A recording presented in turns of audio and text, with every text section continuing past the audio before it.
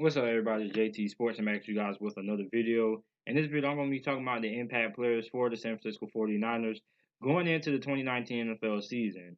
Now, before I begin, make sure to like the video and subscribe. I upload NFL videos and NFL content daily. And also make sure to hit the notification button right next to the subscribe button so you're always alerted when I upload a new video. Now, the first player that I have on this list is quarterback Jimmy Garoppolo. Now, Jimmy Garoppolo, he played in 3 games before suffering a season-ending injury, which probably was an ACL injury, which he was running towards the sidelines, and then he did something, and then it happened. And I was watching the game when it happened, man. I was like, doggone it, and there went the San Francisco 49ers season.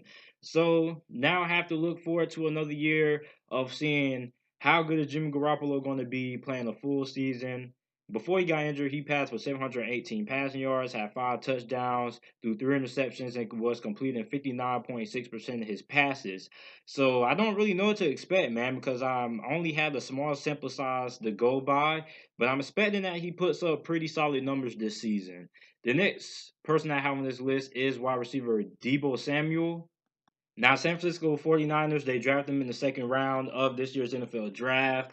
And I want to brag a little bit because I was the one who said that they was going to draft DEEBO Samuel in my 7th round mock draft for the San Francisco 49ers. And what DEEBO Samuel brings, man, he is an electric playmaker. When you go back to his days at South Carolina, he was basically their whole entire offense. Not only was he able to do things catching the ball, but he also was giving the ball on handoffs and stuff like that.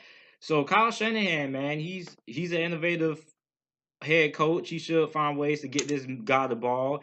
And I think he's one of the most underrated rookies going into the season. And I think he's going to have a big impact on this San Francisco 49ers offense. And I think he could be a run-in for Offensive Rookie of the Year. So the next person that I have on this list is tight end George Kittle. Now, George Kittle took the lead by storm last year, went to the Pro Bowl, had 1,377 receiving yards, 88 receptions, and 5 touchdowns. Now, George Kittle, you could say that he was the second best tight end in the NFL. Some could argue that maybe he was the best. I thought he had a phenomenal season. And my biggest question is going to be, how is he going to be able to replicate those stats with all the players on the San Francisco 49ers coming back? You got Marquise Goodwin coming back. You have some new receivers on the roster as well. So now it's going to, I'm eager to find out, is he going to be able to replicate those stats? I don't think he nears or comes close to those stats, but I think he has another solid season. I think he'll probably have 1,000 receiving yards. He'll probably have about 60 receptions and the same amount of touchdowns, 5. But I just find it hard to believe that he can replicate those stats since he was their only reliable receiving option in the passing game. So with all those weapons coming back for the San Francisco 49ers and the new additions that they have at the wide receiver position, I just think that his production is going to go down a little bit because of all the targets that those guys want to get. And I think it might take away from his targets a little bit. So still think he's going to have a pretty good season, and he still should make the Pro Bowl, one of the best tight ends in the league. Next up, I have wide receiver Marquise Goodwin. Now, he played in a couple of games as well before suffering a season-ending injury that ended his season also. And Marquise Goodwin had 395 receiving yards, 23 receptions, 4 touchdowns. Still don't know if he is a number 1 wide receiver. I still think he's a wide receiver number 2. And the reason why I don't think he's number 1 wide receiver is because I just haven't seen enough out of him that shows me that he has the ability to be a number 1 wide receiver. Now, he has flashes of potential, but I just want to see this guy have a full season and put it all together. So after this season, that's when I will make my judgment to see if he can be a number 1 wide receiver, if he's capable of being a number 1 wide receiver in the NFL or not. But he should have a pretty good season since he's going to be coming back from injury, and Jimmy Garoppolo is going to be back from injury as well. Now, on to the defense side of the ball, we have defensive end Nick Bosa, who they drafted 2nd overall in this year's NFL draft. He was the best edge rusher in this year's draft. This 49ers defensive line, man, is probably one of the biggest headlines coming into this season. Solomon Thomas, you have DeForest Buckner. Now you're going to have D4. You're going to have Nick Bosa. So it's going to be very, very interesting to see how good Nick Bosa is going to be, man. Is he going to be just as good as his brother? Or a lot of people say he's better than his brother. So high expectations coming for Nick Bosa coming into this season.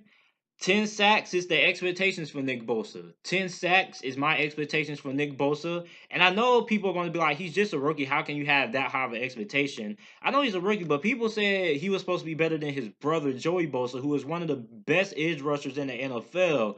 So if he's supposed to be better than his brother, then I want to see it in year one. If he's better than his brother, he should be able to go out and show it. And that's my goals for him. So, the second defensive player that I have on this list is defensive end D Ford. Now, the San Francisco 49ers, they acquired D Ford, who made it to the Pro Bowl last year, had 55 tackles, 13 sacks, and 7 forced fumbles in the trade with the Kansas City Chiefs.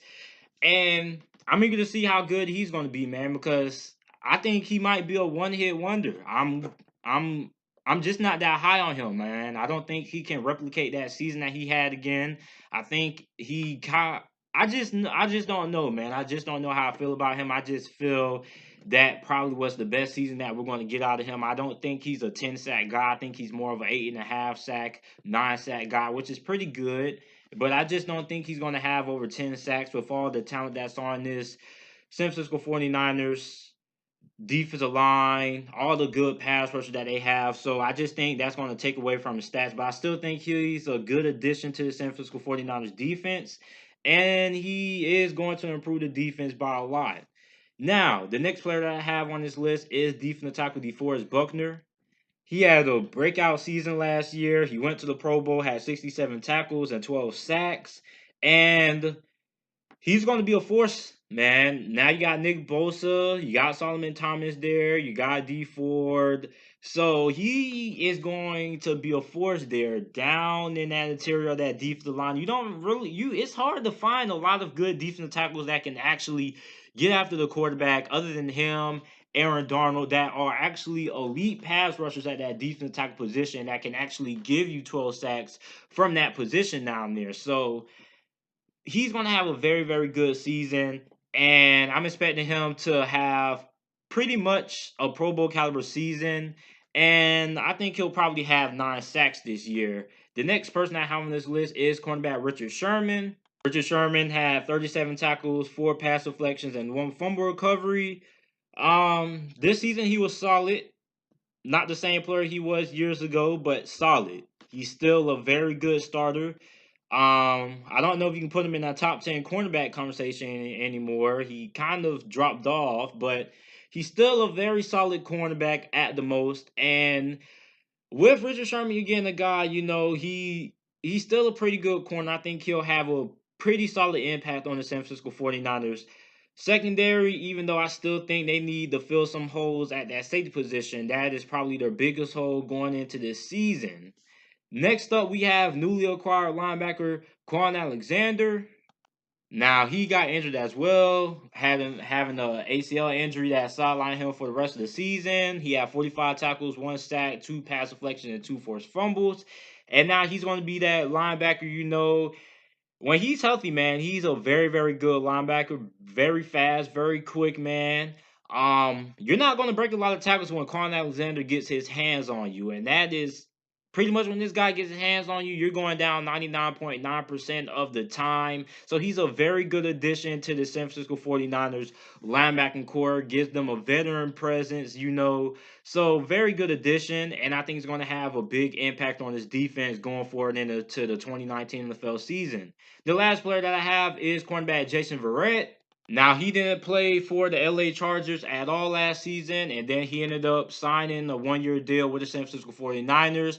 I think he's a pretty underrated corner in the NFL. I think he's going to be very good alongside that veteran guy in Richard Sherman. And I think they're going to make a pretty solid cornerback tandem this year in the NFL. And if he has a good season, then he most likely will be brought back by the 49ers. But if he doesn't, then they can just ditch him after this year. But I think he's going to have a pretty solid season for the San Francisco 49ers. So let me know what you guys think about this list down in the comment section down below. Make sure to like the video and subscribe for more NFL videos and content. And thanks for watching.